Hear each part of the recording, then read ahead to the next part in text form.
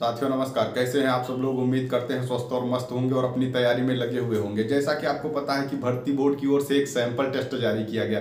अब बहुत से लोग उसको डाउनलोड नहीं कर पा रहे हैं, यानी वो देख नहीं पा रहे हैं कि कहाँ पर सैंपल टेस्ट है। तो कोई दिक्कत वाली बात नहीं, अगर आप नहीं देख पा रहे हैं तो किसी प्रकार के परेशान होने की जरूरत नहीं है हमारे रहते।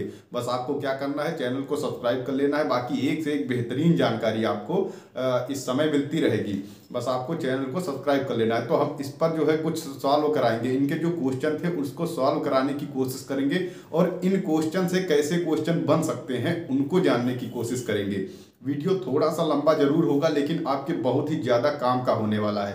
थोड़े समय में बहुत ज़्यादा आपका फायदा हो सकता है। निश्चित ही आपको फायदा यहाँ से देखने को मिलेगा अगर ये वीडियो आप अच्छे से देख लेते हैं कि हमें क्या क्या पढ़ना है। हमें उसकी देखो, जैसे कि एक होता है कि हिंट दे देना, उसके बाद आप अगर समझदार हैं तो बिल्कुल समझ जाएंगे कि किस तरीके से क्वेश्चन आ सकते हैं। क्या इसकी पूरी गारंटी ली जा सकती है कैसे क्वेश्चन आएंगे? तो नहीं, इसकी कोई ऐसी गारंटी नहीं ली जा सकती कैसे क्वेश्चन आएंगे। लेकिन हाँ, आप ये मान के चले कि 90% चांस है कि ऐसे ही क्वेश्चन जो है आपको संभवतः, मान लो इतने वीडियो देखने के बाद एक से दो क्वेश्चन भी मिल गए तो आप 2.5 नंबर की वैल्यू समझते हैं ना कितनी होती है। तो 2.5 नंबर की वैल्यू तब समझ आती है जब आप फाइनल के बिल्कुल करीब होते हैं। इसलिए बिल्कुल स्किप नहीं करना है, पूरा वीडियो को देखते चलिए और चैनल को तुरंत सब्सक्राइब कर लीजिए जिससे बेहतरीन से बेहतरीन जानकारी आपको मिलती रहे। तो शुरू करते हैं। ये जो सैंपल टेस्ट भर्ती बोर्ड की ओर से जारी किया गया है तो इसके क्वेश्चन क्या हैं। जैसा कि पता है 24 जो है क्वेश्चन जारी किए गए। इनमें हिंदी एक अच्छे लेवल की अभी देखा जाए तो है, बाकी जो तैयारी कर रहे हैं उनके लिए लेवल मायने नहीं रखता। ठीक है, तो अगर देखें तो पहली जो हिंदी से क्वेश्चन उठा लेते हैं। हिंदी के पश्चात भारत की दूसरी सर्वाधिक बोली जाने वाली भाषा, ये जो है क्वेश्चन है। तो अब देखिएगा, हिंदी के पश्चात की बात की है तो हिंदी, अब जान लेते हैं हिंदी को आखिर कितने जो है परसेंटेज में बोला जाता है, उसके बाद कौन सी है। तो आप एक इसका जो है याद कर सकते हैं। अगर ट्रिक समझे तो ट्रिक भी, नहीं तो अगर आप ऐसे याद कर सकते हैं तो ऐसे याद कर लीजिए। एच बी एम टी आप अगर याद करके रखे हैं तो हो जाएगा। एच से हिंदी हो गया, बी से बंगाली हो गया और एम से मराठी हो गया, टी से तेलुगु हो गया, यानी HBMT। तो एच तो हिंदी हो गया, लेकिन हिंदी के बाद पूछा था तो हिंदी के बाद कौन सी है? बी यानी कि बंगाली। बी जब बंगाली है तो हिंदी 43% पूछी जाती है और बंगाली जो है 8.03% और मराठी 6.88% और तेलुगु 6.7% जो है तेलुगु यहाँ पर बोली जाती है। ठीक है, तो हमने आपको ये सब कुछ याद करा दिया। अब यहाँ से तो आपको समझ आने लगा होगा कि हाँ, अगर ये क्वेश्चन नहीं आया तो मान लो तीसरा पूछ लिया तब क्या होगा। तो तीसरा भी आपको सब कुछ पता होगा, किसी प्रकार की कोई दिक्कत नहीं है। देखिएगा, छोटा वीडियो लेकिन आपके काम का, बेहद ज्यादा काम का। अगला क्वेश्चन था, राज्य में द्वितीय राजभाषा को किसने जो है दर्जा दिया? कौन सा ऐसा राज्य है जिसने द्वितीय राजभाषा संस्कृत को रखा? तो अब देखिएगा, हमने आपसे क्या कहा था, लास्ट 6 मंथ उठा के देखिएगा। ये करंट का भी क्वेश्चन है और हिंदी का भी क्वेश्चन है। ऐसे ही क्वेश्चन तैयार करने के लिए हमने आपसे बोले थे। तो अगर आप जो है इसको करंट की तौर देख सकते हैं या फिर हिंदी के तौर पे देखें तो हिंदी के तौर पे देख सकते हैं, सब्जेक्ट में भी आ सकता है। बाकी एक करंट का भी सवाल है।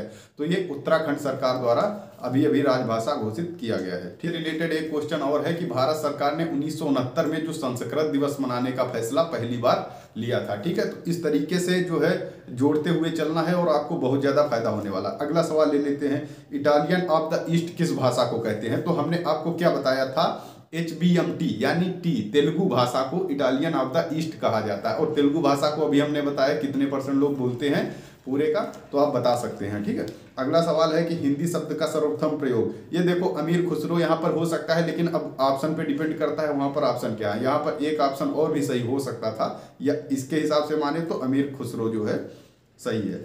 आस्ट्रिक समूह की कौन सी प्रमुख भाषा है? तो कोरकू भाषा जो आस्ट्रिक समूह की है वो सबसे प्रमुख भाषा मानी जाती है। ठीक है, अब पूछा जाए कि भारत का सबसे बड़ा जो है भाषाई समूह कौन सा है? तो इंडो आर्यन।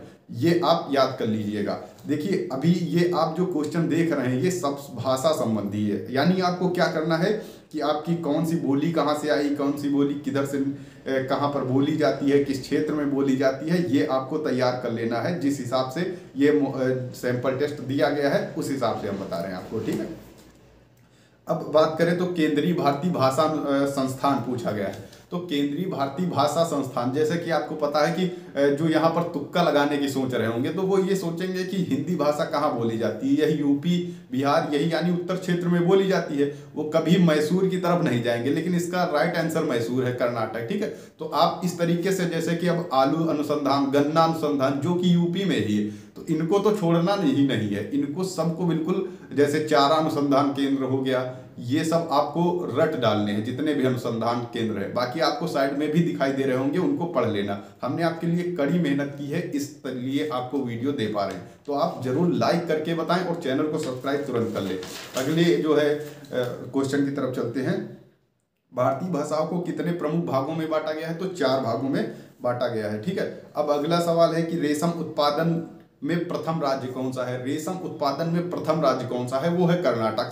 जो है कर्नाटक जो है रेशम उत्पादन में सबसे ज्यादा है। ठीक है, अब इसमें से देखा जाए तो रामनगर जिला रेशम कोकून का सबसे बड़ा बाजार है, और इसकी जो प्रमुख प्रजातियां हैं रेशम की, वो टसर रेशम, मूंगा रेशम और कोसा रेशम, ये जो है इसकी प्रमुख प्रजातियां हैं। तो आपको हमने एक क्वेश्चन से कई सारे क्वेश्चन बताने की कोशिश की है, बिना आपका टाइम वेस्ट किए हुए। ठीक है, अब बात कर लेते हैं। देखो आगे एक सवाल और था कि लड़की पेड़ से गिरी। अब लड़की छत से गिरे, पेड़ से गिरे या पत्ता पेड़ से गिरे, सब में कौन सा कारक होता है? ये तो बहुत ही इजी सवाल है, अगर आप लोग कमेंट करके बता दे तो मजा आ जाएगा।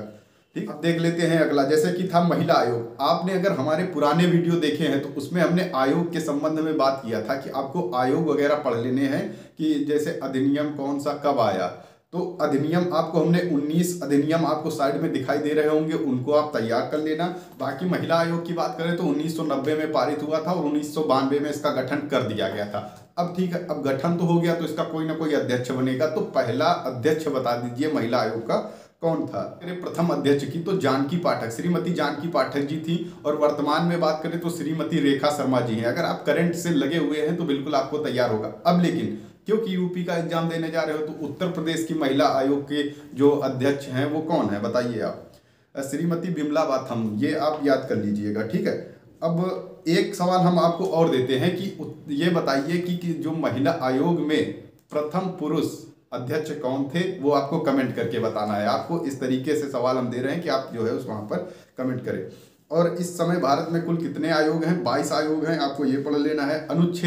अनुच्छेद संबंधी आपको पढ़ लेना। हमने कहा था बेशक आप पूरी तैयारी ना करें अनुच्छेद की, लेकिन आप जो इम्पोर्टेंट है जैसे कि आपातकाल वगैरह कहाँ से लिया गया, ठीक है, ये आप पढ़ सकते हैं। बाकी अनुच्छेद जैसे राष्ट्रपति, उपराष्ट्रपति, प्रधानमंत्री से संबंधित, आपातकाल से संबंधित, ऐसे अनुच्छेद तो आप तैयार कर ही सकते हैं। ठीक है, इस समय संशोधन जो चर्चा में रहा, आपने देखा महिला आयोग पर हम कई बार डिस्कस कर चुके हैं। खासकर महिला सुरक्षा और बाल सुरक्षा, इन पर जो है सरकार भी बहुत ज़्यादा फोकस कर रही है। तो आपको इनको बिल्कुल छोड़ना ही नहीं है, एक एक रट के जाना है। ठीक है, अब बात कर लेते हैं, एक और सवाल ले लेते हैं, आवेग की एसआई यूनिट। तो आवेग की एसआई यूनिट आपको बताना है नीचे कमेंट करके क्या है। और एसआई यूनिट में आपको दिखाई दे रहा होगा, हमने जो है साइड में दे रखा है, मात्रक और भौतिक राशियां भी दे रखी हैं।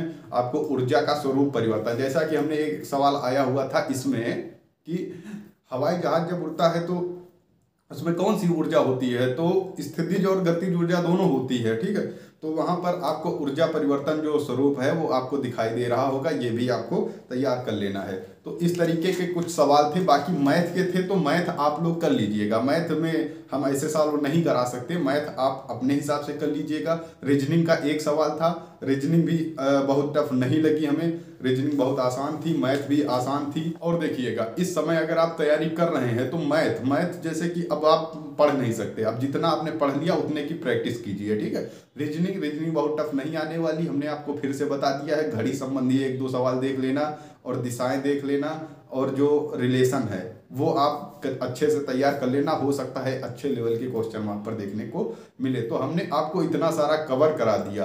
अब ये वीडियो आपको कैसा लगा वो आप कमेंट करके बताएंगे। क्या हमें आगे भी ऐसे सवाल लेकर आने चाहिए जो इम्पोर्टेंट हो, वो हमें आप कमेंट करके जरूर बताइएगा। बाकी चैनल को सब्सक्राइब जरूर कर ले, वीडियो को लाइक करें, शेयर करें। Okay, thank you.